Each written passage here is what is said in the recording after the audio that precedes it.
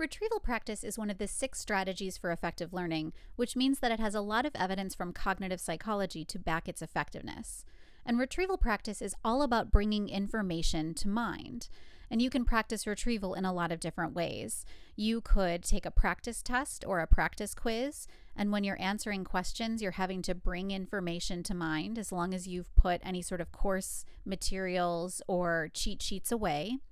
But it doesn't have to be a test or a quiz. You can also practice retrieval by taking out a blank sheet of paper and just trying to write down as much as you can remember about a topic. You could try sketching out what you know by drawing diagrams or comic strips or really any sort of visual that you find to be helpful. You could try to create concept maps where you're writing down different ideas and connecting them to one another and explaining how they're related. Really, anything that involves bringing information to mind is retrieval practice. And it can be a really, really effective way to help you learn information. Not just memorize information, but actually learn it so that you can use and apply it later on. Well, why does retrieval practice work? There are a lot of different things that retrieval practice can do for us, and it doesn't just help us in one way. It helps us in more than one way.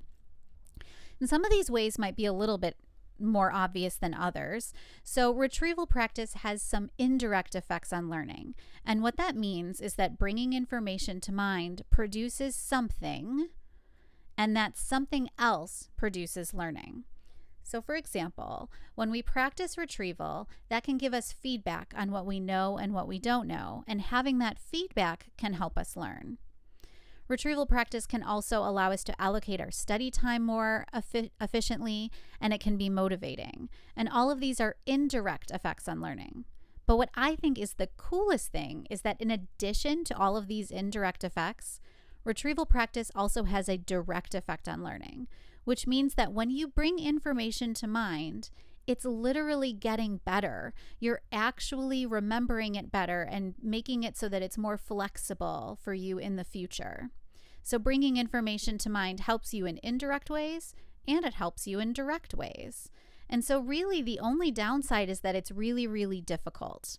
And once you get past that difficulty and you keep trying and you keep repeatedly retrieving information and you get better and better at it, you will learn the information that you're trying to learn so much better, and you'll be able to use it more flexibly in the future.